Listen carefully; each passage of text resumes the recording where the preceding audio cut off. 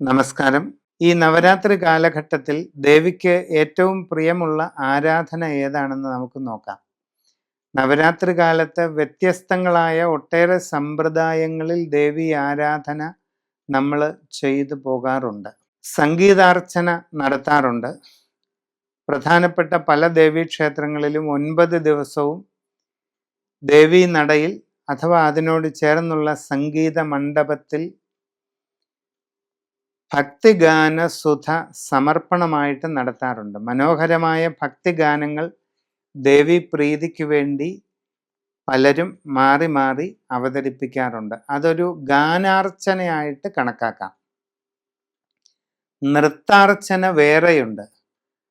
മനോഹരമായ നൃത്തരൂപങ്ങൾ അഥവാ നൃത്തശില്പങ്ങൾ, അത് ഭക്തി വിഷയവുമായിട്ട് ബന്ധപ്പെട്ടത് ദേവിക്ക് നേരെയുള്ള നൃത്തമണ്ഡപത്തിലോ ദേവീക്ഷേത്രത്തോട് ചേർന്നുള്ള നൃത്തമണ്ഡപത്തിലോ ഈ നവരാത്രി ദിവസങ്ങളിൽ നിത്യവും അവതരിപ്പിക്കുന്ന പതിവും ധാരാളം ക്ഷേത്രങ്ങളിലുണ്ട്. അത് നൃത്തമെന്ന് പറയുന്നതും വിശിഷ്ടമായ ഒരു കലാരൂപമാണ്.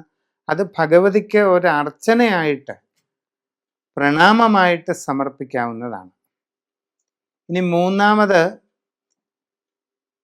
പൗരാണിക കഥകളുടെ നാടകാവിഷ്കാരം നൃത്തസംഗീത ശില്പമായിട്ട് ദേവിക്ക് സമർപ്പിക്കാറുണ്ട്.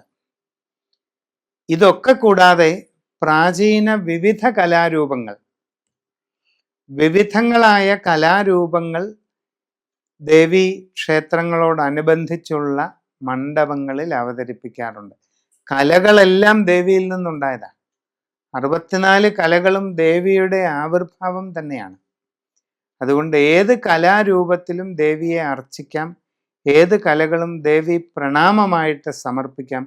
അതെല്ലാം നവരാത്രി കാലത്ത് ഉത്തമം തന്നെയാണ്.